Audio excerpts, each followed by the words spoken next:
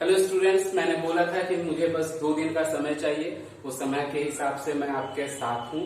आज हम लोग साइंस का स्टार्ट कर रहे हैं। तो साइंस में फिजिक्स फर्स्ट चैप्टर हम लोग पढ़ेंगे, प्रकाश का परावर्तन। मैं फिजिक्स का टीचर नहीं हूँ और फिर भी लेकिन आपको फिजिक्स चाहिए तो मुझसे जो भी हो सका है मैंने आपके लिए वो क्लास की व्यवस्था की है। तो आज आपको फिजिक्स पढ़ाने के लिए हम लोगों के साथ हैं गौरव सर। तो अब हम चाहेंगे कि वो आपको फर्स्ट चैप्टर पढ़ाएं। Thank you. हेलो स्टूडेंट्स, कैसे हैं आप लोग। मैं हूं गौरव सर और आदित्य सर ने मुझे इस लॉकडाउन में बहुत बड़ी जिम्मेदारी दी है कि आप लोग को पढ़ाना, क्योंकि बच्चों को पढ़ाना और समाज को शिक्षित करना एक बहुत बड़ी जिम्मेदारी होती है। तो मैं अपना भरपूर प्रयास करूंगा कि मैं आप लोगों को आपके चैप्टर को अच्छे से क्रिस्टल क्लियर करूं और आप लोग के हर एक कॉन्सेप्ट को अच्छे से क्लियर कर दूं। तो आइए बिना टाइम वेस्ट किए हुए हम लोग स्टार्ट करते हैं अपना फिजिक्स का पहला चैप्टर, दैट इज प्रकाश का परावर्तन। प्रकाश का परावर्तन यानी कि बच्चों इसे हम लोग कहते हैं रिफ्लेक्शन ऑफ लाइट। अब लाइट बनेगा प्रकाश, अब परावर्तन बने रिफ्लेक्शन। परावर्तन को अंग्रेजी में बच्चों हम लोग कहते हैं रिफ्लेक्शन। अब देखिए, सबसे पहला प्रश्न बोर्ड पर अंकित है, प्रकाश क्या है। तो बच्चों आप बताओ प्रकाश क्या है। आप ऐसा सोचो कि जब आपके घर में बिजली बंद हो जाती है, बिजली कट जाती है, बिजली चली जाती है, कमरा अंधकारमय हो जाता है, तो क्या आप अपने भाई बहन को, अपने माता पिता को या खुद अपने आप को देख पाते हैं? आपका जवाब होगा नहीं सर, हम नहीं देख पाते हैं। तो क्या इसके पीछे कंडीशन है जिसके वजह से आप लोग अपने आप को नहीं देख पाते? तो वो कंडीशन है बच्चों प्रकाश। जी हाँ बच्चों, देखने के लिए केवल और केवल आंखें ही आवश्यक नहीं है, देखने के लिए प्रकाश भी आवश्यक है। तो प्रकाश क्या है?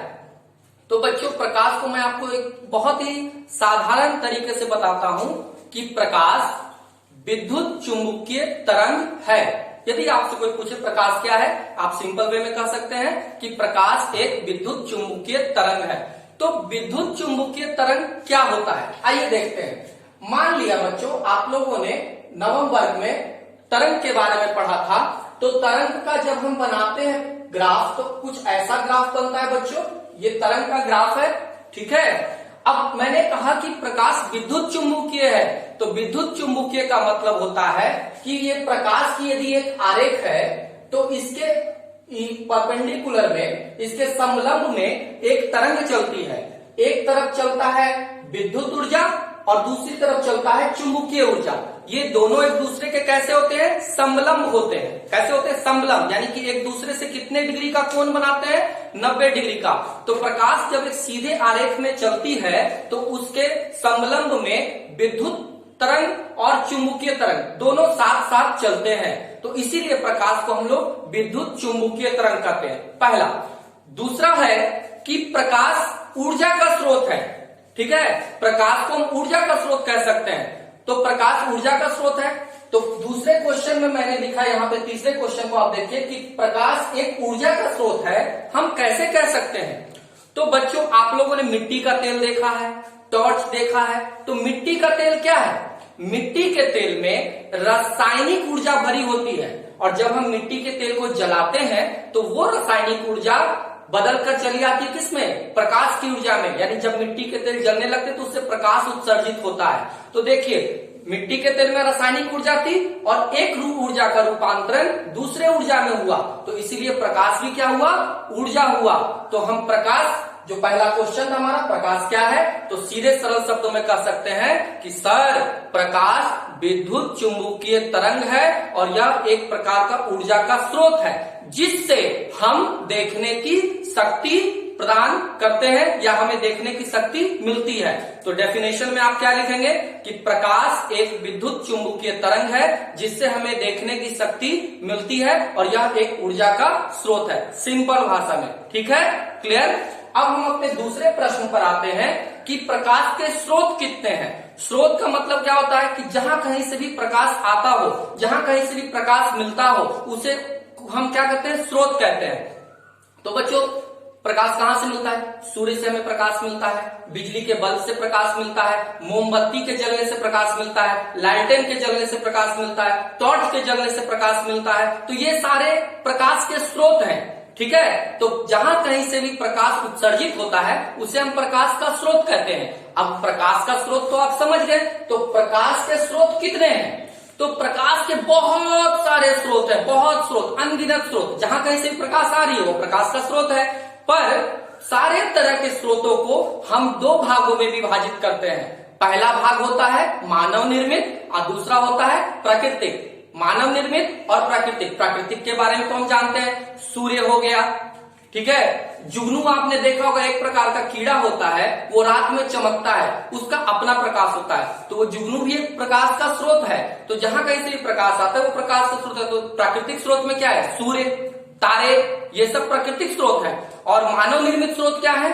टॉर्च, मोमबत्ती, लालटेन, ये सब क्या है? मानव निर्मित स्रोत है। तो प्रकाश के कितने स्रोत हैं? प्रकाश के दो स्रोत हैं, एक मानव निर्मित, दूसरा आपका क्या?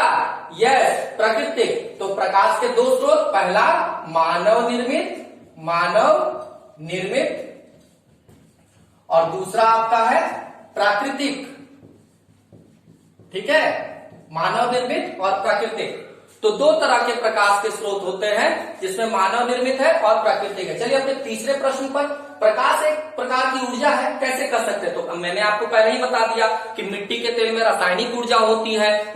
जब मिट्टी के तेल को जलाते हैं तो प्रकाश उत्सर्जित होता है, तो रासायनिक ऊर्जा का रूपांतरण हो जाता है प्रकाश के रूप में। और ऊर्जा के बारे में हम लोग नवम वर्ग में पढ़ चुके हैं कि ऊर्जा न नष्ट होती है ना उत्पन्न की जाती है, ऊर्जा केवल अपना प्रारूप बदलती है। तो रासायनिक ऊर्जा का प्रारूप बदला किसमें? प्रकाश में। तो ऊर्जा का रूपांतरण हुआ, एक ऊर्जा का रूपांतरण दूसरे में। तो इसलिए हम कह सकते हैं कि रासायनिक ऊर्जा का रूपांतरण किसमें हुआ? प्रकाश में। इसलिए प्रकाश भी एक तरह की ऊर्जा है, ठीक है। अब हम लोग आते हैं अपने चौथे प्रश्न पर। प्रकाश के उत्सर्जन के आधार पर वस्तुओं के कितने प्रकार हैं? अर्थात प्रकाश जितने भी तरीके से निकलता है, जितने भी वस्तुओं से निकलता है, तो उस आधार पर प्रकाश का जो स्रोत है उस आधार पर हम वस्तुओं को कितने प्रकार में बांट सकते हैं? तो हम वस्तुओं को दो प्रकार में बांट सकते हैं। पहला वस्तु प्रदीप्त वस्तु और दूसरा वस्तु अप्रदीप्त वस्तु। तो प्रकाश के उत्सर्जन के आधार पर दो तरह के होते हैं, प्रदीप्त और पहला प्रदीप्त और दूसरा अप्रदीप्त। तो पहला प्रदीप्त वस्तु और दूसरा अप्रदीप्त वस्तु, ठीक है। तो प्रदीप्त वस्तु क्या होता है? अब प्रदीप्त वस्तु के बारे में सोचिए। तो सर प्रदीप्त वस्तु हमको आता है सर, बताओ बच्चों क्या है? तो प्रदीप्त वस्तु, आप बिल्कुल सही समझ रहे हैं बच्चों, जिन वस्तुओं का अपना प्रकाश होता है, जो अपनी प्रकाश का उत्सर्जन करते हैं और दुनिया में प्रकाश फैलाते हैं, ऐसे वस्तुओं को हम लोग प्रदीप्त वस्तु कहते हैं। उदाहरण सूर्य, सूर्य का अपना प्रकाश है, सूर्य से हम रोशनी पाते हैं, सूर्य प्रकाश है हमारा, ठीक है। दूसरा तारे, तारों का अपना प्रकाश है, तारों का प्रकाश उत्सर्जन करते हैं, ठीक है। उसके बाद आपके प्रदीप्त वस्तु में हो गए लालटेन, लालटेन जब हम जलाते हैं तो लालटेन से प्रकाश निकलता है। मोमबत्ती जलाते हैं तो मोमबत्ती से प्रकाश निकलता है। टॉर्च हम जलाते हैं तो टॉर्च से प्रकाश निकलता है। तो किसी भी वस्तु से अपना प्रकाश निकलता हो उसे हम बोलते हैं बच्चों प्रदीप्त वस्तु। और जिन वस्तुओं से प्रकाश नहीं निकलता है बल्कि वो दूसरी जगह से आ रही प्रकाश को या तो अवशोषित करता है या तो परावर्तित करता है। या तो अवशोषित कर ले, अवशोषित का मतलब सोखना, अपने अंदर सोख लेना, और परावर्तित का मतलब कि टकरा कर वापस चला जाना।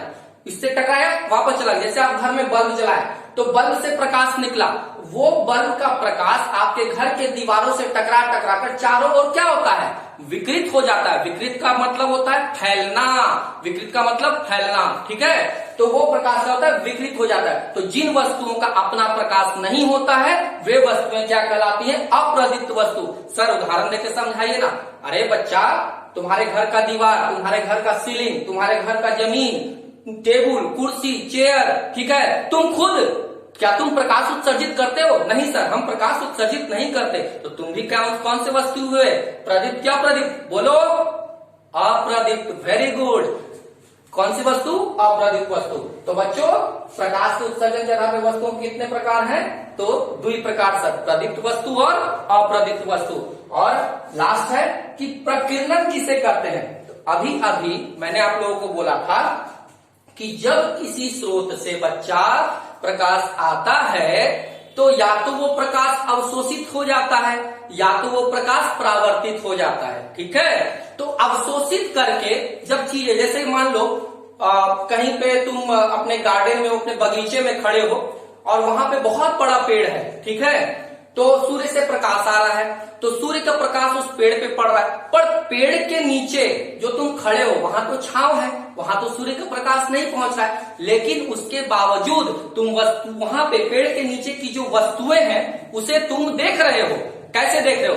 तो प्रकाश जब पेड़ पर पड़ा या उसकी आसपास की वस्तुओं पर पड़ा तो वो प्रकाश को क्या करता है? वो प्रकाश को अवशोषित करता है और अवशोषित करके विकृत करता है। विकृत करने का मतलब फैलाना, विकृत करने का मतलब फैलाना, और जब वो विकृत करता है, फैलाता है, तब जाकर वो वस्तुओं से परावर्तित होकर, यानी कि वस्तु से जब प्रकाश अवशोषित होकर विकृत होती है और विकृत होने के बाद जब परावर्तित होती है तो प्रकाश का विकृत होना, अवशोषित होने के बाद प्रकाश का विकृत होना क्या कहलाता है?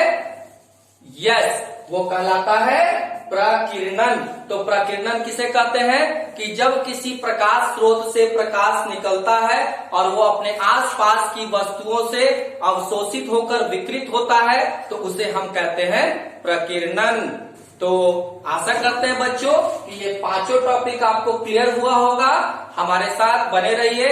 Thank you, all the best, पढ़ाई करते रहें।